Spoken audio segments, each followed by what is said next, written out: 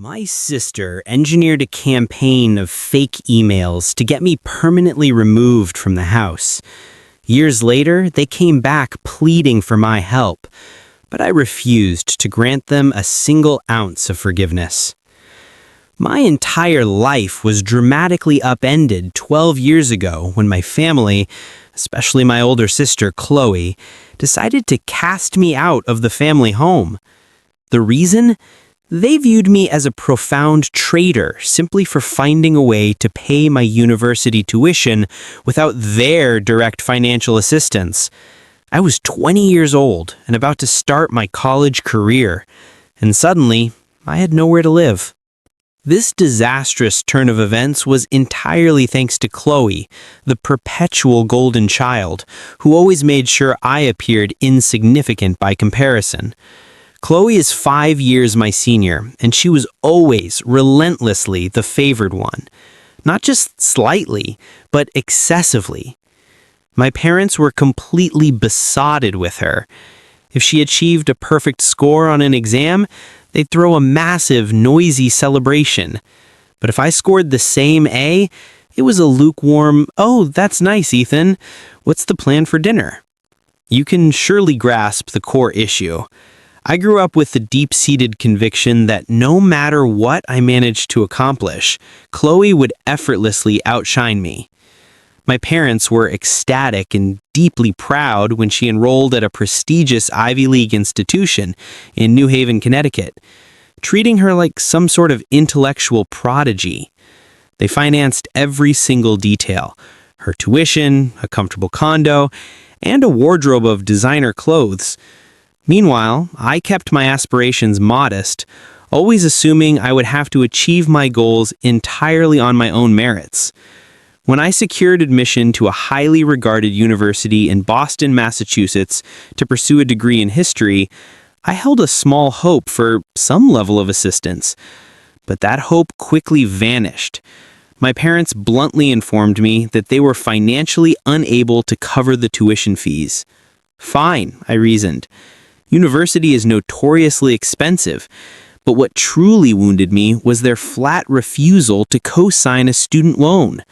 I wasn't asking them to pay the full amount, just to help me avoid drowning in crippling debt for the rest of my adult life. They refused, and we had a loud, bitter confrontation about it. Their justification? Chloe's educational expenses had consumed their resources. They claimed we must now prioritize securing our future. Oh, and they were also preparing to launch a small specialty coffee chain around that time too, so they asserted that all their remaining savings were strictly allocated to that venture. I was absolutely cornered. I desperately wanted to seize the opportunity to attend that university, but it felt as if my parents were deliberately placing monumental obstacles in my path. They had zero difficulty spending vast sums of money on Chloe. Yet when it came to supporting me, they instantly became rigidly frugal and financially cautious. I needed help, and it became crystal clear that they would not provide it. So, left with no alternative, I reached out to my aunt, Dr. Eleanor Vance. Eleanor is my father's older sister, and let me tell you, she is the complete opposite of my parents. She is a successful neurosurgeon based in Manhattan, New York City, who is far more professionally accomplished than either of them, while remaining incredibly down-to-earth and compassionate. My parents maintained a bizarre underlying tension with her. They would act perfectly polite at required family functions, but I always detected their deep-seated resentment of her success compared to their own. My father, in particular, loathed the feeling that she possessed a greater status than he did. I hesitated to involve her initially, but my situation was dire. I called her one day in late June and nervously asked her if she might be willing to assist with my tuition. She did not delay for a second. "Of course I'll help, Ethan. Why didn't you call me earlier?" she replied. But I was terrified of my father finding out. If he discovered I'd gone behind his back to solicit money from his sister, he would have an extreme reaction. so I pleaded with Eleanor to maintain complete secrecy. Things were relatively peaceful for a short while. I believed I was safe. My tuition was covered, and I was making plans to move to Boston for school. Then Chloe decided it was time to destroy everything. I still don't know precisely how she found out I'd asked Aunt Eleanor for help, but she did. Chloe couldn't just keep the secret, she had to inflate it into a gigantic theatrical crisis. When I returned home late one evening from hanging out with some friends, I immediately sensed that something was terribly wrong. All of my personal belongings had been neatly packed into cardboard boxes. Everything, my clothes, textbooks, even my mattress. My parents were seated stiffly in the living room, and Chloe was standing nearby with a truly smug, self-satisfied grin plastered across her face. It felt like I had stumbled into a bizarre, unwelcoming intervention. My father wasted no time. He violently threw a thick stack of papers at me and snarled, "Ethan, explain this immediately." I had no clue what he was referring to. I looked down at the documents and realized Chloe had gone completely insane. She had fabricated entirely fictitious email exchanges between myself and Aunt Eleanor, making it look as though I was actively betraying the family by leaking confidential information about the new coffee business my parents were planning to launch, all in exchange for Eleanor covering my tuition. I was utterly stunned and couldn't process what I was seeing. Chloe had accessed my laptop, found some innocent emails with Eleanor, and then skillfully edited them with some photo manipulation software. She had created a narrative that made it seem as though I had sold out our family's secrets. I tried desperately to explain that the entire thing was a monumental hoax, but my parents refused to listen to a single word. They stood firm and repeated, "We trusted you, and you stabbed us in the back." Nothing I said made a difference. They believed Chloe. Of course, they always had. I felt like I had ceased to exist. They demanded that I gather the few belongings still out and leave the house right then. I was officially thrown out of my own home based on a total malicious fabrication. I begged them to reconsider. I didn't want to place an additional burden on Eleanor, especially since she had already generously agreed to cover my tuition. But my parents were unmoved. They branded me a traitor and declared that they wanted nothing further to do with me. My sister engineered a campaign of fake emails to get me permanently removed from the house. Years later, they came back pleading for my help, but I refused to grant. And that was it. I departed with only the clothes I was wearing and a few boxes of my possessions, and I relocated to Aunt Eleanor's apartment in Manhattan. Honestly, I have no idea how I would have survived that night without her. She welcomed me without hesitation and treated me like genuine family, a feeling I hadn't truly experienced in years. Eleanor was the only person who sincerely cared about me while my parents were preoccupied with idolizing Chloe and planning their future venture. For that, I will be eternally grateful. But I could never shake the vivid memory of that night, walking into my own house and seeing my life packed into boxes, my parents glaring at me like a convicted felon, and Chloe standing there with that triumphant smirk, knowing she had orchestrated her victory. So there I was, ejected from my house and standing on Aunt Eleanor's doorstep, my life packed into a few boxes. I was still trying to mentally process the surreal events that had just transpired. It genuinely felt like a terrible nightmare. I mean, how do you go from believing you are a vital part of a family to being effectively homeless in a single evening? The entire situation was profoundly unsettling, yet I can't say I was entirely surprised.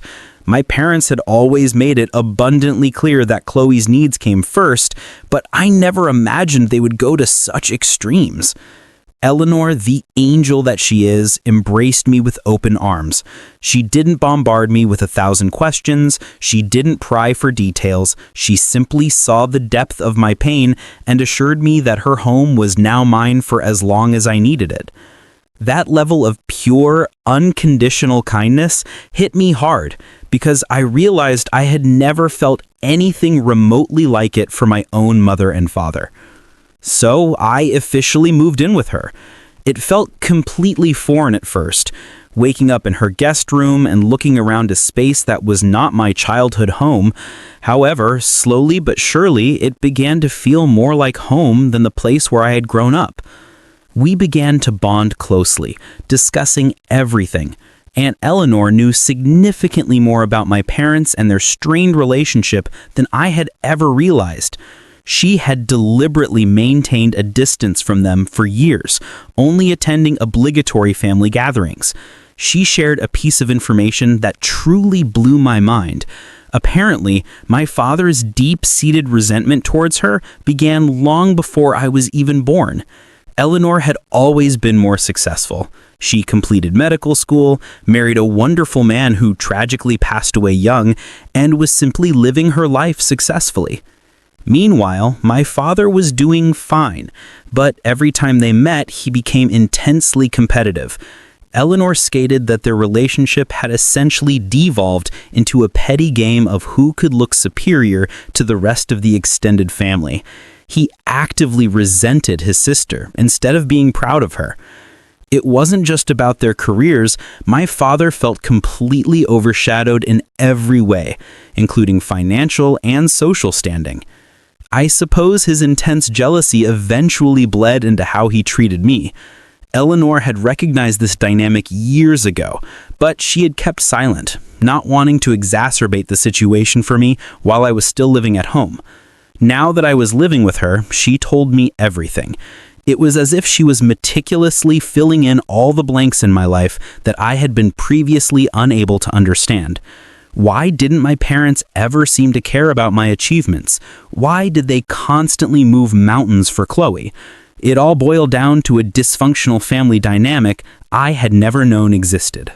Living with Eleanor was wonderful, but I couldn't truly relax. I constantly waited for my parents to call, for Chloe to appear out of thin air, or for them to finally offer an apology for their abhorrent actions. But of course, none of that ever happened. Days stretched into weeks, and then nothing. Not a single text message or a phone call. At first, I was consumed by rage. How could they simply dismiss me as if I were nothing?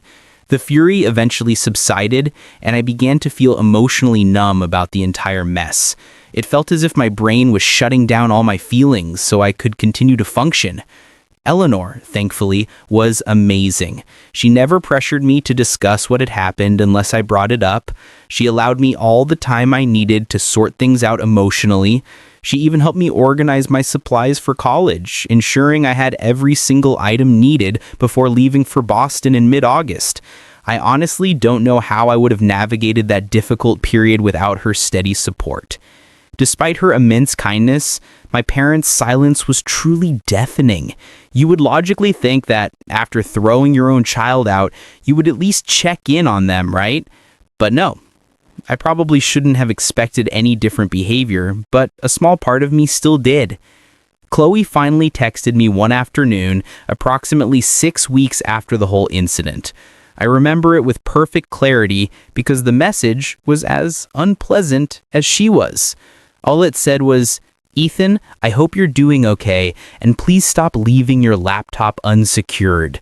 There was zero apology, no acknowledgement of the pain she had inflicted, just a little veiled taunt reminding me that she was the one who got me ejected. I stared at the screen, feeling my blood pressure rise. She was clearly enjoying teasing me. I did not reply. What was the point? Chloe wasn't the type of person to feel guilt about anything. In her mind, she had simply won a bizarre family competition, and that was the end of it.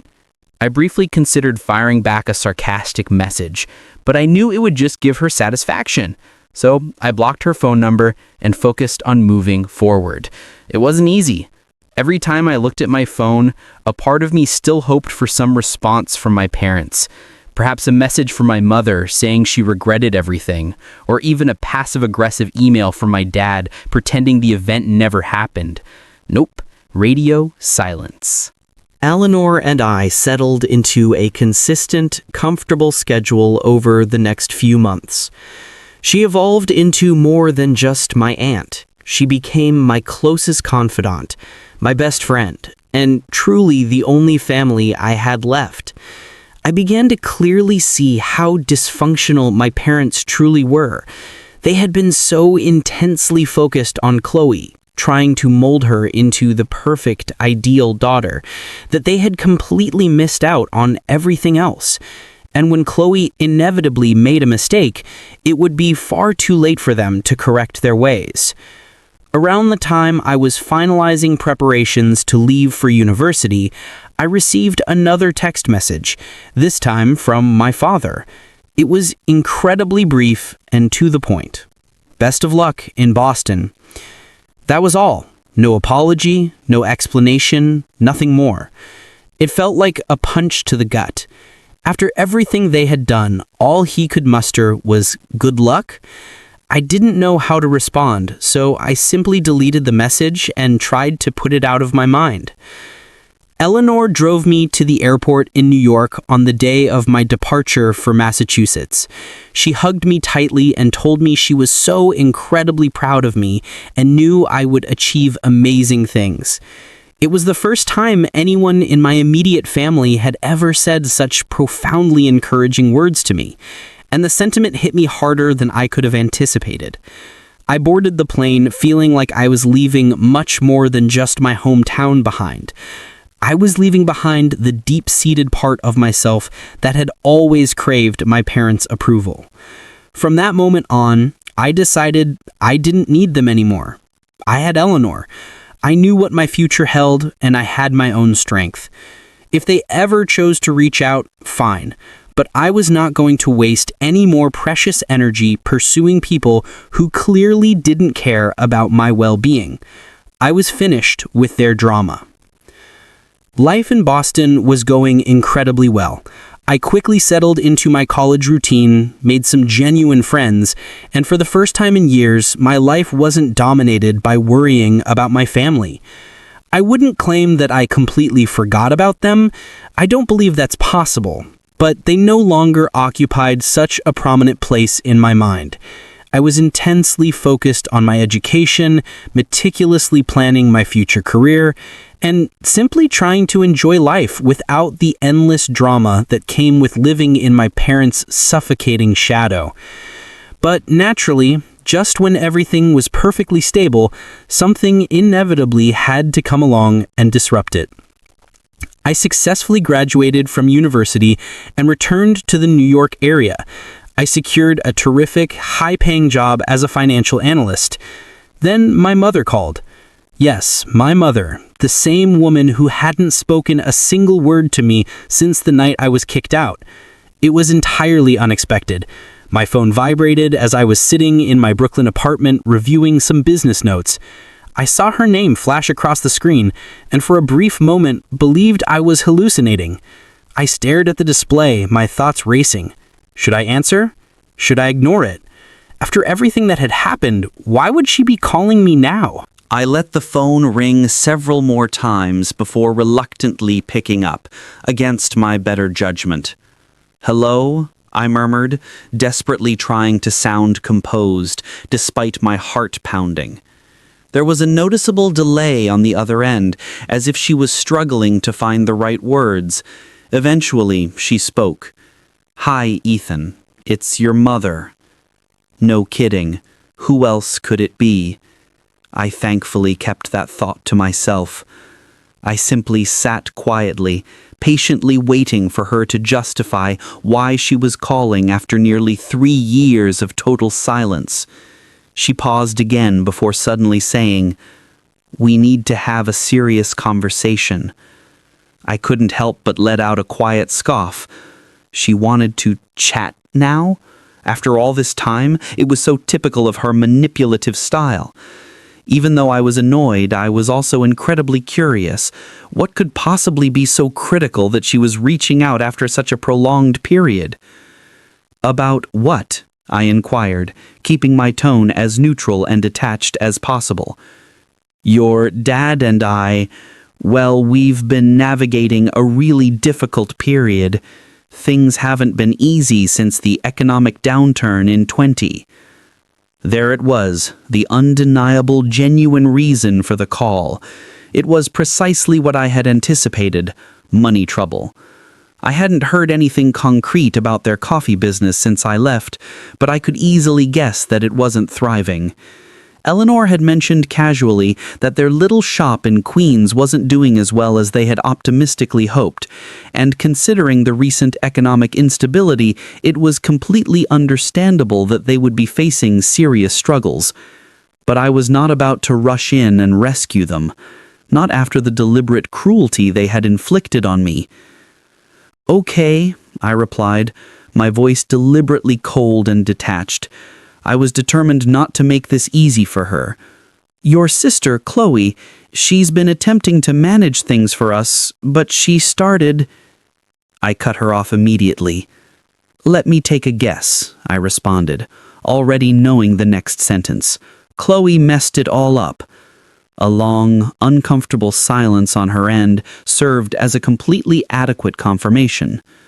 Of course, Chloe had botched the management. I couldn't fathom why they were surprised. She was always far more concerned with maintaining her outward appearance and status than with doing any actual hard work. They had placed their complete blind faith in her, and now it was completely backfiring on them. My mother let out a shaky, trembling sigh. Things haven't been progressing as planned, she admitted softly, and we desperately need help. I actually laughed. I couldn't control it.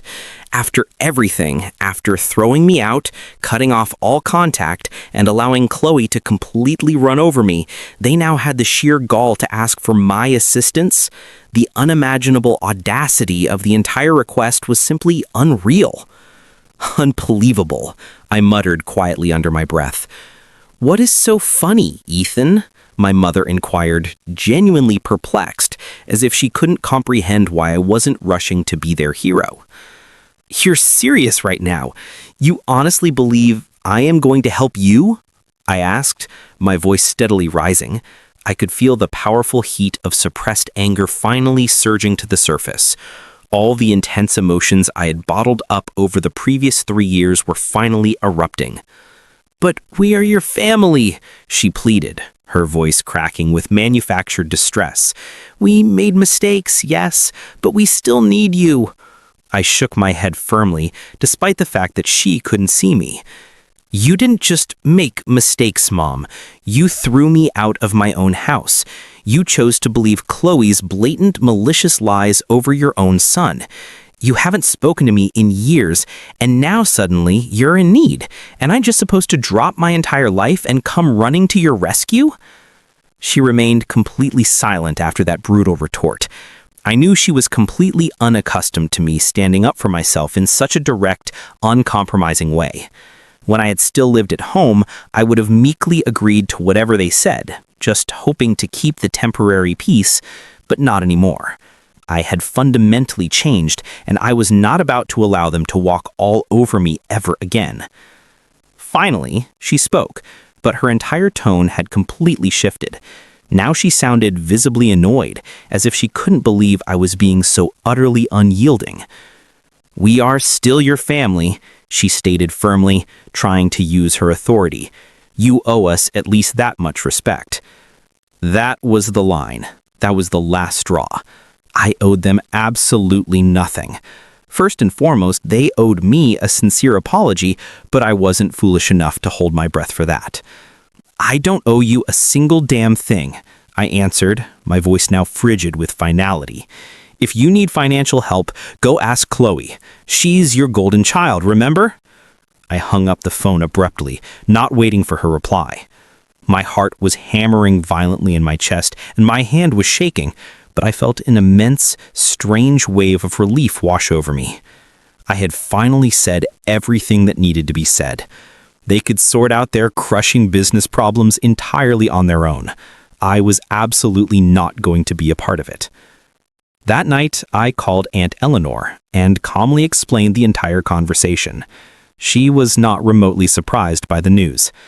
"They've been leaning entirely on Chloe for years, Ethan," she told me gently. "It was inevitable that it would all catch up to them eventually." We talked for a while, and by the end of the call, I felt even more confident that I had made the correct, long overdue decision. My parents had knowingly chosen Chloe over me, and now they were facing the unavoidable consequences of that choice. As harsh as that sounded, it was absolutely not my obligation to fix their deeply flawed mistakes. For the first time in what felt like my entire adult life, I felt truly liberated. I no longer needed their approval or validation. I had successfully built my own life now, and I was not about to be dragged back down into their toxic mess of a family dynamic. I had done my part by enduring their betrayal. Now it was their turn to face the music. Update 1. The doorstep confrontation. After that explosive phone call with my mother, I decided I had finally reached my limit with the family drama. Honestly, I felt immensely satisfied with how things had played out. I had finally and clearly spoken up for myself and made it crystal clear that I was not going to be their financial safety net. I mistakenly assumed they would give up the chase and return to relying solely on Chloe. However, I severely underestimated my sister's relentless determination to stir the pot, because Chloe was definitely not going to let me walk away so easily. Something incredibly strange occurred roughly 3 weeks after my mother's phone call. I was having a typical Saturday afternoon, tidying up my Brooklyn apartment, when I heard a distinct, sharp rap on the front door. Now, I don't get many unexpected visitors. I live alone, and most of my friends know to send a text before dropping by, so I was immediately confused. I peered through the peephole, and, take a wild guess who was standing outside. Yes, Chloe. For a fleeting moment, I genuinely thought I was seeing things. What on earth was she doing here? She hadn't spoken to me in years, with the exception of that single idiotic text about my laptop. And here she was, just showing up at my apartment door as if everything between us was completely normal. My first immediate instinct was to simply ignore her and wait until she left. But I knew Chloe well enough to be certain she wouldn't depart until she got what she wanted. I opened the door slightly, and before I could utter a single word, she flashed a wide, unnervingly cheerful, and completely phony smile as if we were the best of friends. "Hey, Ethan, it's been a while, hasn't it?" I just stared at her for a long moment, caught entirely off guard. Yeah, it definitely has. What are you doing here, Chloe?" She glanced at me with an overly pleasant expression, clearly expecting to be able to charm her way immediately back into my good graces. "I wanted to talk," she explained, tilting her head slightly. "Can I please come inside?" I firmly crossed my arms and did not budge from the doorway. "About what?" I inquired, keeping my tone as neutral and guarded as possible. Her smile faltered for the briefest moment, but she quickly recovered her composure. "Come on, Ethan, can we just talk inside? It's important, I promise." I absolutely should have refused. I should have instantly told her to leave my property. But my consuming curiosity overpowered my common sense. I reluctantly stepped aside to let her pass. I had zero intention of making her feel welcome. I did not offer her a seat, nor did I inquire if she wanted something to drink. She was lucky I permitted her entry into my personal space after the sheer amount of damage she had done to my life.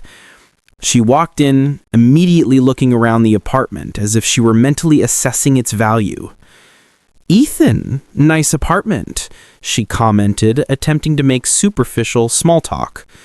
I didn't respond. I wasn't there for pleasantries. "Okay, Chloe," I began, cutting right to the chase. "What exactly do you want from me?" She sighed dramatically and deeply, as if she were already exhausted from the manipulative game she was playing. Mom told me about your conversation, she explained, folding her arms across her chest. She's pretty upset about it, you know. I raised a single eyebrow skeptically. Upset? She threw me out of the house, Chloe. What in the world does she have to be so upset about? Chloe rolled her eyes with an air of superiority, as if I were the one acting ridiculously. Look, I'm not here to endlessly rehash all of that ancient history. We both know you've always been a bit difficult. I nearly barked out a laugh at how casually and dismissively she said it. Difficult, I repeated, my voice laced with disbelief. Are you truly serious right now?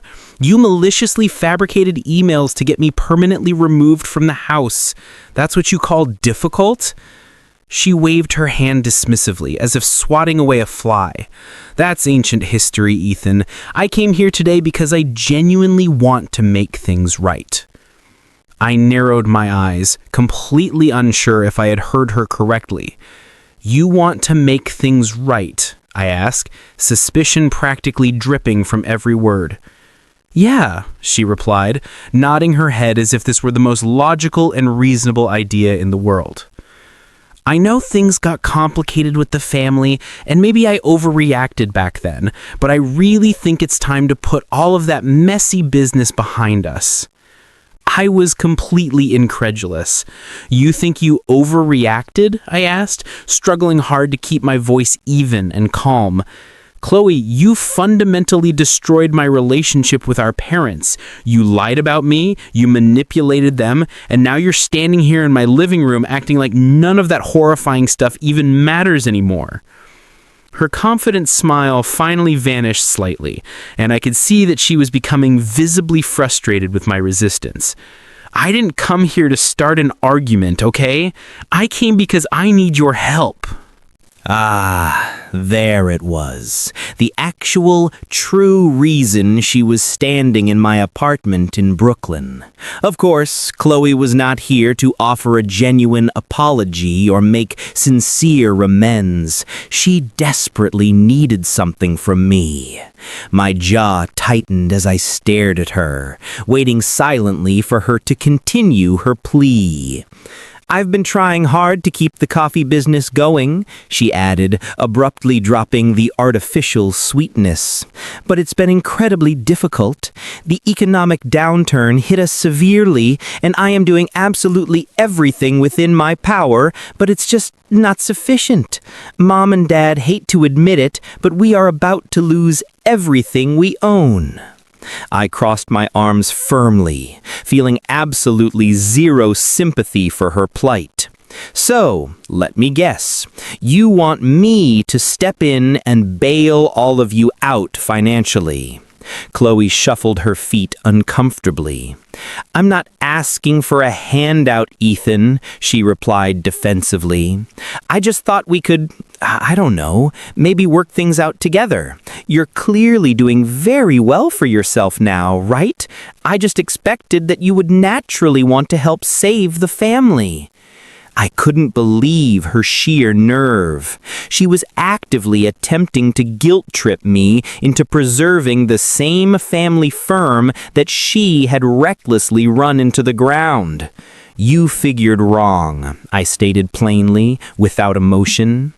Chloe blinked rapidly, clearly astonished by my blunt remark. Wait, what do you mean by that? I mean, I am not helping you, I explained, my voice completely stern. Not after every single thing you did to me.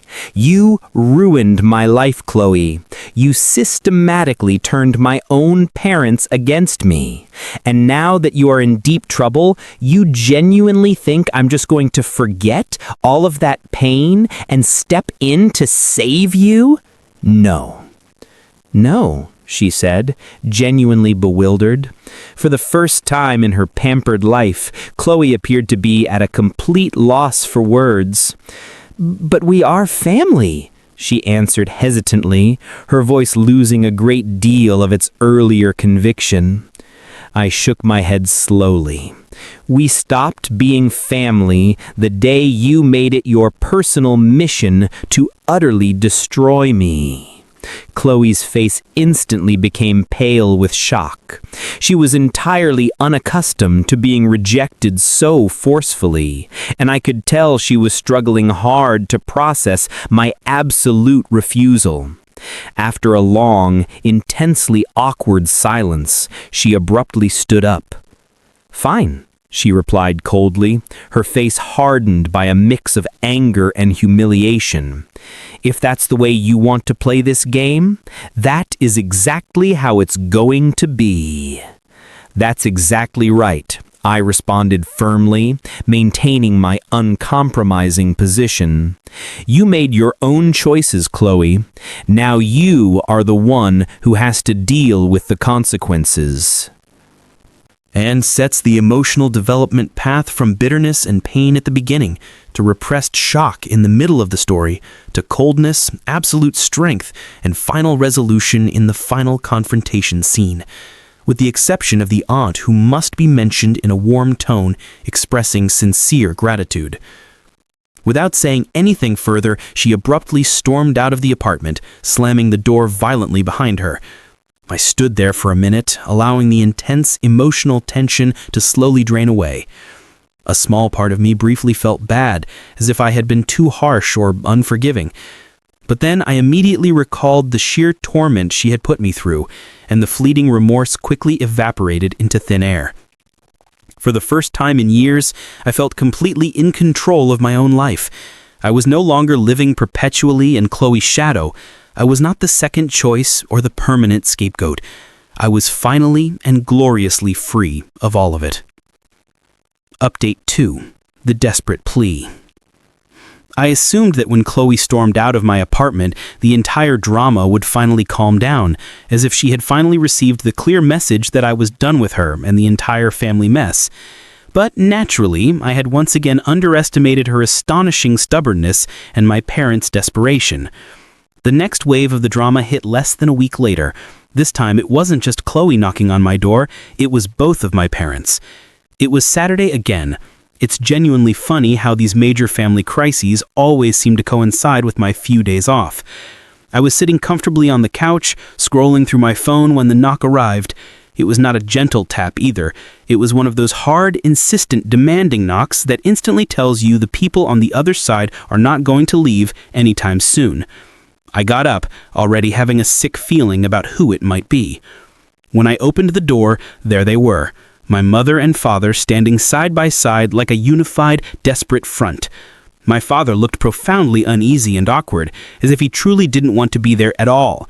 But my mother had that familiar, steely look in her eye that said she was determined to clean up whatever disaster had been created, even if it required bulldozing right over my objections.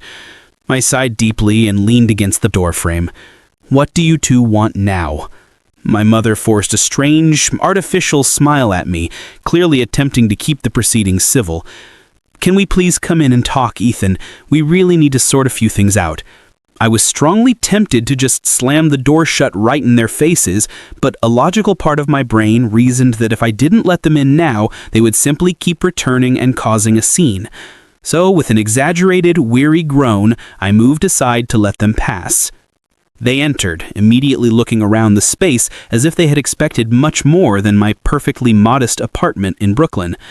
My father remained completely silent, but my mother walked straight for the couch, sat down, and instinctively patted the seat right next to her as if I was a small, frightened child. She was clearly trying to adopt a calming parental role. "I'll stand, thanks," I replied, firmly, crossing my arms again. "All right then," she said, with another forced smile. "Look, Ethan, we know things have been incredibly difficult between us lately." "Difficult?" I asked, raising an eyebrow once more. "Is that truly the word you're using to describe this?" My father finally spoke up, his voice low and somewhat rough with shame. "We didn't come here to argue, Ethan." "Then what precisely did you come here for?" I inquired, not bothering to mask my profound annoyance.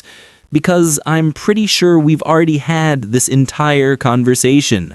Chloe tried, you tried, and I made myself abundantly clear. I am not helping you." My mother's forced smile visibly wavered. She was clearly not used to hearing me talk back to them with such uncompromising defiance. "That is not actually why we're here, Ethan," she explained, leaning forward slightly on the couch. "We are here because we want to apologize." I nearly let out a sarcastic burst of laughter. Apologize? For what, exactly? For throwing me out? For blindly believing Chloe's lies? Or perhaps for not even bothering to check to see if I was alive for 3 years? My mother's expression instantly stiffened with offense, and my father shuffled even more uncomfortably, looking like he wanted to vanish into the floorboards. They clearly had not expected me to throw their sins back at them so fiercely. "We know we made terrible mistakes," my mother replied, her voice now much quieter and laced with desperation. "But we are family, Ethan, and family absolutely has to stick together through everything." I could feel my dwindling patience entirely running out. This was just more of the exact same manipulation. Every single time something went wrong for them, they would pull out the family card, as if that single word was magically supposed to erase years of intentional cruelty and neglect. But I wasn't falling for it this time. "You guys are only standing here because you urgently need something from me," I stated bluntly, hitting the core truth. If things hadn't gone completely south with your coffee business, I wouldn't even be hearing from either of you right now. Let's stop pretending that this is suddenly about family. There was a period of tense stillness before my father finally spoke out. His voice was harsh, but it was, ironically, the most honest thing I had heard from him in years. "You're right." This unexpected admission completely caught me by surprise. I blinked and stared directly at him. "What did you say?" "You're correct, Ethan," he repeated, taking a deep, ragged breath. "We screwed up. We believed Chloe's lies. We cruelly threw you out, and we never once looked back or thought twice about it. And now, well, now things are utterly falling apart for us, and we are absolutely desperate." I was completely speechless. I had genuinely not expected him to admit the full extent of their wrongdoing. My mother, however, looked frantic, clearly attempting to maintain some semblance of control over the conversation. She had plainly not intended for him to lay out all their failures so explicitly. "I appreciate the honesty, Dad," I remarked after a long, profound pause, "but that changes precisely nothing about the situation." My mother sharply cut in, her voice instantly hardening. "It absolutely changes the fact that we need you, Ethan, and you owe us after everything we've done for you throughout your life." And there it was, hitting me again, the profound sense of entitlement. They truly, deeply believed that I owed them something simply because they were my biological parents. It was as if all those years of consistent neglect and blatant favoritism were entirely irrelevant now. And now that they were in deep difficulty, I was expected to rush in and bail them out without question. "I don't owe you anything," I replied, my voice now completely frigid. "Not after how you've treated me for 2 decades. You made your final decision the day you chose Chloe over me, when you threw me out into the street without even checking once to see if I was okay. And now you expect me to be your savior? That is not how this arrangement works." My father said absolutely nothing more. He just sat there on the couch, staring down at the floor, utterly defeated and humiliated. But my mother wasn't done yet. "We are your parents," she exclaimed, her voice rapidly escalating. "We raised you, we took care of you, and now you're just going to abandon us to financial ruin?" I shook my head slowly, almost feeling a flicker of pity for her desperate situation by this point. "You didn't take care of me, Mom. Eleanor did that. You chose Chloe, and now you are stuck with the consequences of that choice. That is all on you." My mother looked visibly seconds away from erupting into a full-blown scream, but my father gently placed a calming hand on her arm, physically restraining her from saying anything further. He then slowly stood up and looked me directly in the eye for the first time since they had entered my apartment. "We understand, Ethan," he stated, his voice firm but undeniably mournful. "We are not going to push you anymore. We just genuinely felt the need to try one last time." For a fleeting instant, I felt terrible for him, but then I immediately remembered the profound, long-lasting damage they had willfully inflicted upon me, and my pity instantly vanished.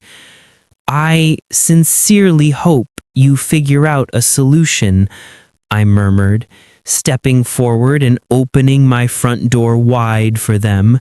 "But I am not going to be a part of it." My father nodded slowly, as if he had already accepted and expected this outcome. My mother, however, shot me one final intense look that was an equal mixture of burning anger and desperate pleading. But when she realized I was not going to move or change my mind, she finally stood up and followed him out. As they walked down the hall, I firmly shut the door behind them and remained standing there for a long time, allowing the deep silence of my apartment to fully sink in. I had done it. I had finally, definitively stood up to them, and for the very first time in my adult life, I felt truly free. If this narrative resonated with you, please consider supporting our channel for more genuine stories of family resilience. Thank you for watching.